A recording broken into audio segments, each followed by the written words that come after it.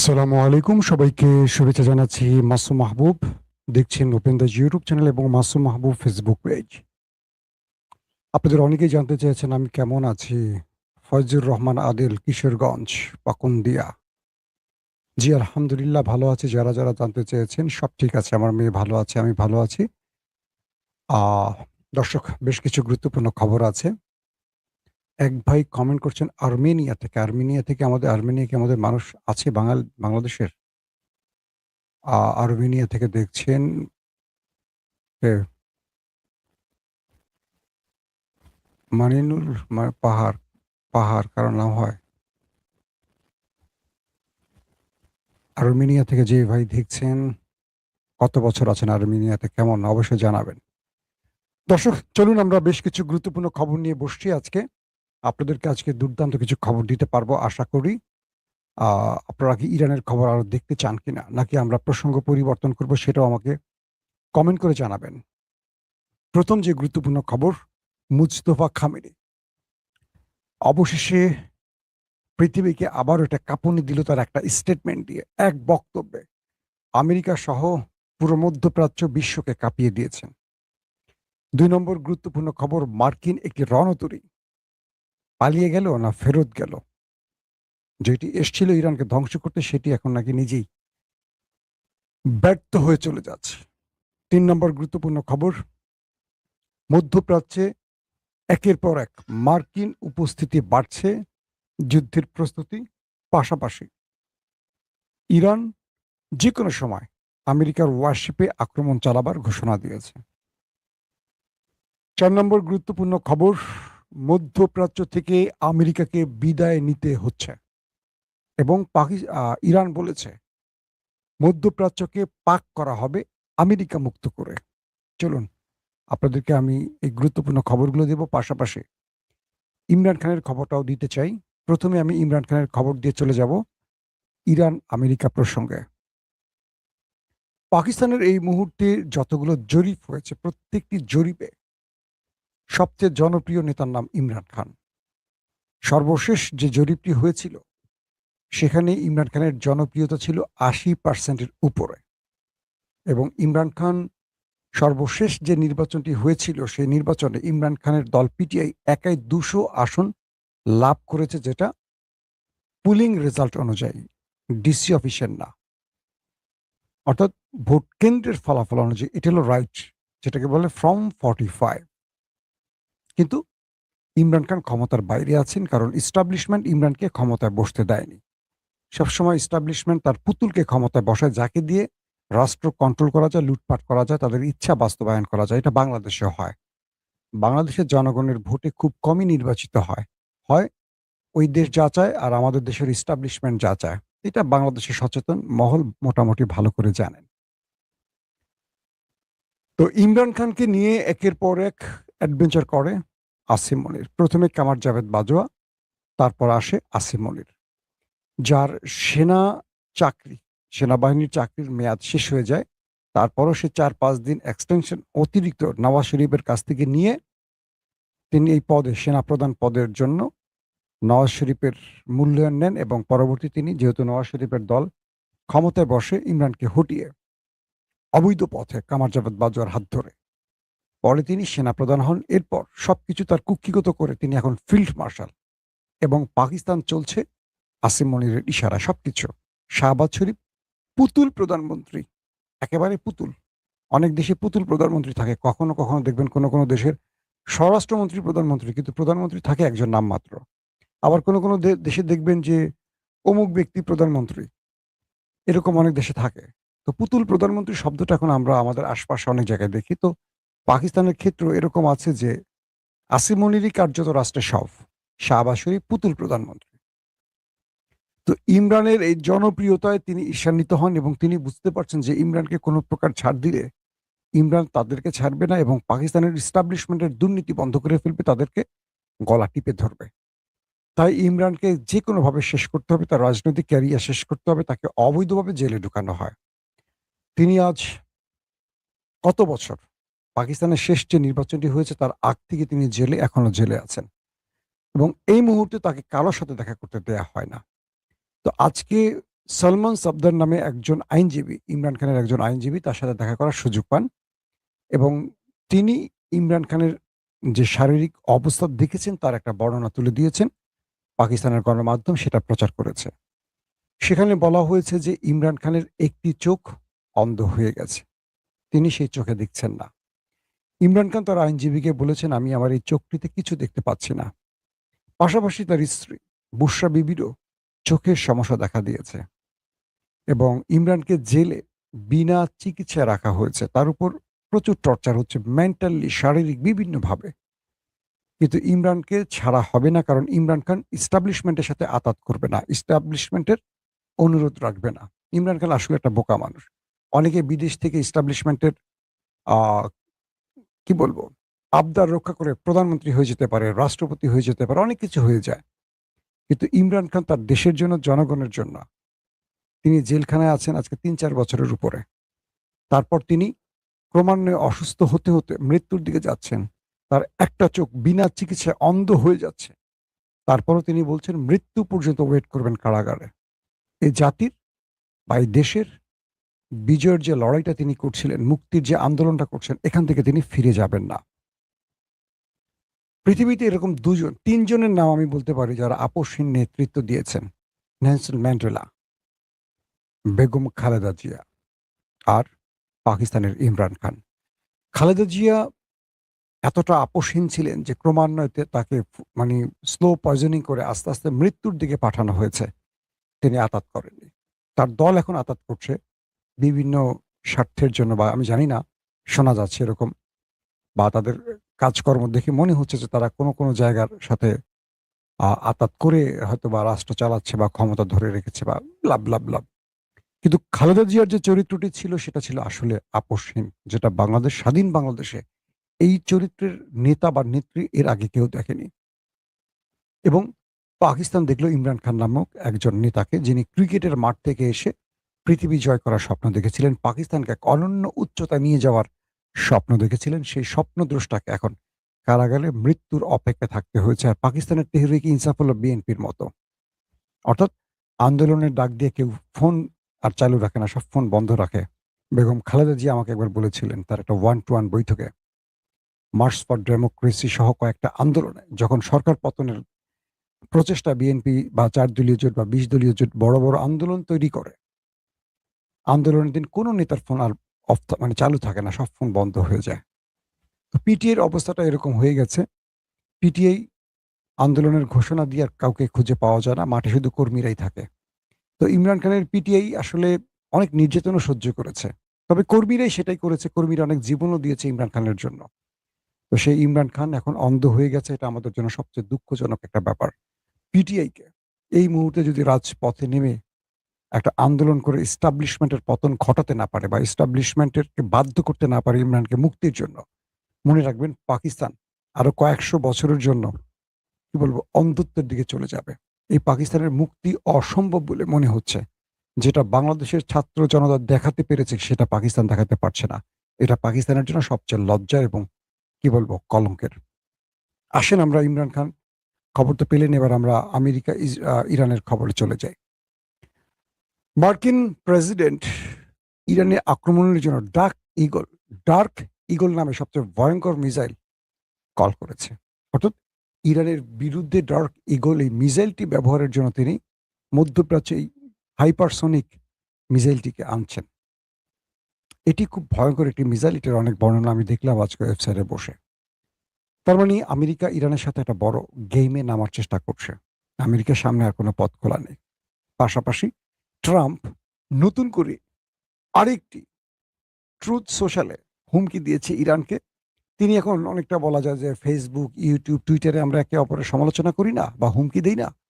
Trump এখন বাস্তবে কিছু করতে না পেরে চলে গেছে ট্রুথ সোশ্যাল। এটি তার নিজের একটি সোশ্যাল মিডিয়া।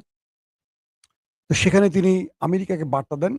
সে প্রতিদিনই নানান রকম ছবি আপলোড করেন। গ্রাফিক্স বা এআই ব্যবহার করে ছবিগুলো বানান। কখনো M4 রাইফেল হাতে নিয়ে দাঁড়ান, কখনো এটা করেন, ওটা করেন, করে নিজেকে একটু হিরো প্রচারের জন্য তিনি এই কাজগুলো করেন। সিনেমা-টিনেমা হয়তো একটু বেশি দেখেন হলিউডের না। আমার মনে হয় তিনি শাকিব খানের ছবি বেশি দেখেন ডোনাল্ড ট্রাম্প। ওকে। তো ডোনাল্ড ট্রাম্প নতুন আরেকটি মানে সোশ্যাল মিডিয়াতে তার পোস্ট এসছে, সেখানে লেখা আছে the storm is coming, the storm is coming, অর্থাৎ তুফান আসছে। মানে তিনি আমেরিকার প্রেসিডেন্ট হয়ে ইরানকে বোঝাচ্ছেন আমেরিকার তুফান আসছে, ইরান তুমি সতর্ক হও, তোমাকে সেই তুফান ভাসিয়ে নিয়ে যাবে, এমন তুফান আসছে। এর আগে বলছিল নো মোর গাইস, আপনি শুনেছেন তো, যে তিনি সেখানে বলেছিলেন যে আমি যতটা ভালো দেখছেন ততটা ভালো না, খারাপ মানুষ হয়ে ইরানকে কিছু দেখাবেন তার একটা M4 রাইফেল হাতে নিয়ে। এবার তিনি বলছেন কি দ্য স্টর্ম ইজ কামিং, তুফান আসছে। সেই তুফান ইরান ভাসবে কি ভাসবে না সেটারও ইরান জবাব দিয়ে দিয়েছে। ইরানের নেতা মুস্তফা কামিনী বেঁচে আছেন না মরে গেছেন এটা নিয়ে অনেক আলোচনা হয়েছে মার্কিন গণমাধ্যমে।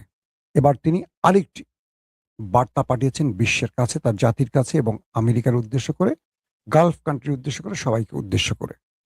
যখন ইরানের সাথে আমেরিকার বৈঠকটি হলো, ইরানের পররাষ্ট্রমন্ত্রী আব্বাস আরাকচির সাথে এবং ইরানের রাষ্ট্রদূতের সাথে রাশিয়ার, মানে দুটো দেখা হয়েছে দুটো বৈঠকের পর, কোনো একটা অদৃশ্য কারণে ইরান খোলস থেকে বেরিয়ে আসছে। ইরান এখন নিজেই ধমকি দিচ্ছে আক্রমণ করার। এতদিন ধমকি দিত না, এতদিন তারা খুব ব্যালেন্স করে কথা বলতো, আক্রমণাত্মক কথা বলতো ট্রাম্প, আর ইরান বলতো গঠনমূলক এবং ধৈর্যের সাথে। কিন্তু এখন ইরান নিজেই ট্রাম্পের চেয়ে বড় অ্যাট্রাকিং মুডে কথা বলছে। তো এর আগে বলেছে যে কোনো সময় ইরান হরমুজে মার্কিন নেভিকে কবর দেবে, বা তাদের মিসাইল বা ড্রোন যে কোনো সময় অ্যাটাক বা স্ট্রাইক শুরু করবে। এবার মুস্তফা খামেনি যে বক্তব্যটি দিয়েছে সেটি হলো যে 1000 কিলোমিটার দূর থেকে কোনো লোভী গোষ্ঠী এই অঞ্চলে আসবে আর এই অঞ্চলের শান্তি নষ্ট করে আমাদেরকে বিভাজিত করবে, আমাদের ঐক্য নষ্ট করবে, আমরা তাদেরকে পানিতে ডুবিয়ে মারব।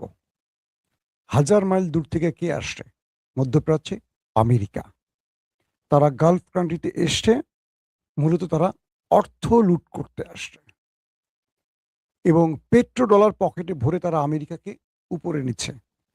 মুসলিম দেশগুলো গরিব হচ্ছে আর এই দেশগুলো ধনী থেকে ধনী হচ্ছে, কারণ আমাদের রাষ্ট্রগুলোতে রাজনৈতিক অস্থিরতা তৈরি করে এখান থেকে লুট করে, আমাদের দেশে যুদ্ধ ছড়িয়ে দিয়ে প্রাকৃতিক সম্পদ লুট করে, আমাদের দেশের তেল সম্পদ, মানে আমাদের মানে আরবের কথা বলছে, আর আমাদের দেশগুলোতে রাজনৈতিক অস্থিরতা তৈরি করে এখান থেকে যা পায় লুটপাট করে চলে যায়। আমাদের নেতাদের অবৈধ টাকাগুলো তাদের ব্যাংকে রাখার সুযোগ করে দিয়ে তারা কোটিপতি হয়, আমরা ফকির হই। আমাদের রিজার্ভ শূন্য, তাদের রিজার্ভ থাকে ট্রিলিয়ন ট্রিলিয়ন ডলার। কিন্তু আমাদের নেতারাই এই দেশের ওইসব লোকদের কি তারা আবার নেতা বানায় যারা চুরি করতে পারে। সৎ লোকদের কখনো দেখবেন ভারত, আমেরিকা বা উন্নত দেশগুলোর নেতা বানাবে না, তারা সবসময় খোঁজে চোরদের। বাংলাদেশের বা পাকিস্তানের ইস্টাবলিশমেন্ট দেখবেন সবসময় লুটেরাদের নেতা বানায়, কারণ এইসব ব্যক্তিরা যখন ক্ষমতায় বসে তাদের সুবিধা হয় লুটপাট করতে। ধরেন ইমরানকে কেন পাকিস্তানের ইস্টাবলিশমেন্ট পছন্দ করে না? কারণ ইমরান খান নির্ভেজাল লোক এবং দুর্নীতি করতে দেয় না কাউকে। তার 3.5 বছরে তিনি দুর্নীতির গলা টিপে ধরেছিলেন। এই সময় আর্মিরাও খুব বেশি সুবিধা করতে পারেনি লুটপাটে। এখন কি হয়? এখন যারা ক্ষমতায় বসছেন তারা অবৈধ। তো অবৈধরা তো কাউকে বৈধতা দিতে পারে না বা কাউকে অবৈধ বলতে পারে না। এই সুযোগে পাকিস্তানের জেনারেলরা যার মতো পারছে লুট করছে। একদিকে সরকার লুট করছে, একদিকে আর্মিরা লুট করছে। একে অপরই ভাগে যোগে লুটপাট করছে। এই টাকাগুলো তারা কি পাকিস্তানে রাখছে না, তারা আমেরিকায় পাঠায়। তো বাংলাদেশে গত 54 বছরে যারা ক্ষমতায় ছিল, আওয়ামী লীগ, বিএনপি, জাতীয় পার্টি, অন্তর্বর্তীকালীন সরকার, কেয়ারটেকার সরকার, যেটাই বলি, যেই কদিনের জন্য ক্ষমতায় বসতে হাজার হাজার না লাখ লাখ কোটি টাকা বিদেশে পাচার করছে। এই টাকাগুলো বিদেশের ব্যাংকে রাখার জন্য তারা অনেক ধনী হয়েছে, আর আমাদের টাকা চলে যাওয়ার কারণে আমরা গরিব হয়ে গেছি।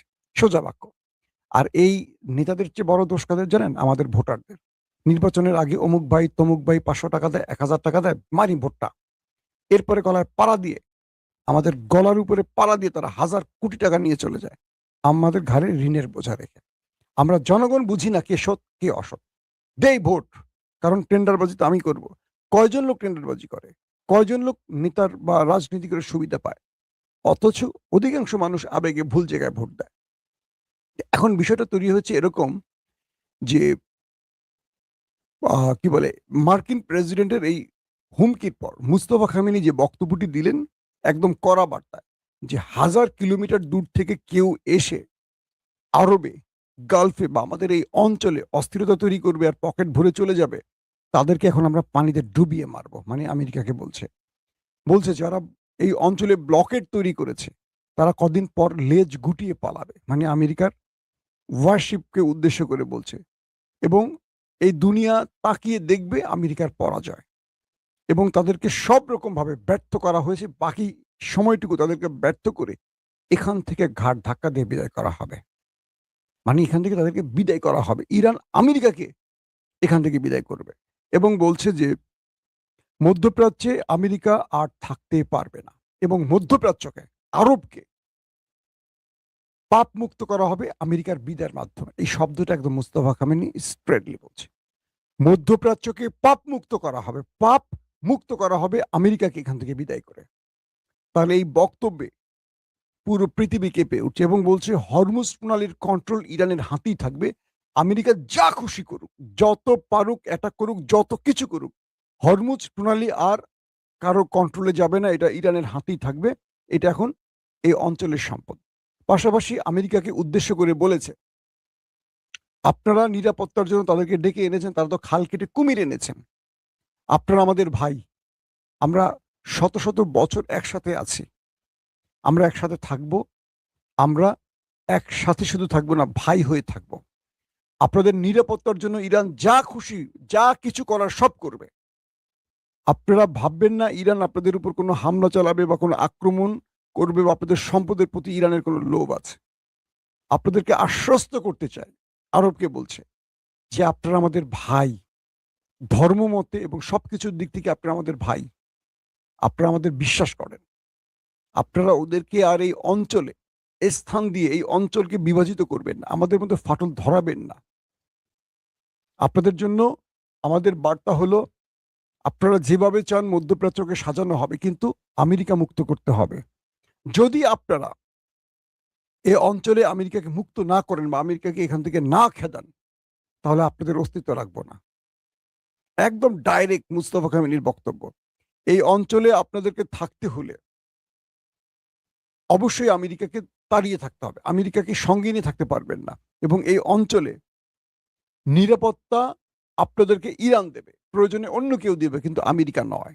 অর্থাৎ আরবদের নিরাপত্তা, যে আরবরা ইরানের ভয়ে আমেরিকাকে ডেকেছে, সেই ইরান এখন বলছে যে তোমাদেরকে আমরা নিরাপত্তা দিব, ইরান নিরাপত্তা দেবে, আগলে রাখবে ইরান, কিন্তু আমেরিকা থাকতে পারবে না। আর যদি আমেরিকাকে রাখতে চাও, তাহলে তোমাদের থাকা হবে না, তোমাদের অবস্থা আরো করুণ হয়ে যাবে। তোমরা এখন সিদ্ধান্ত নাও কি করবা।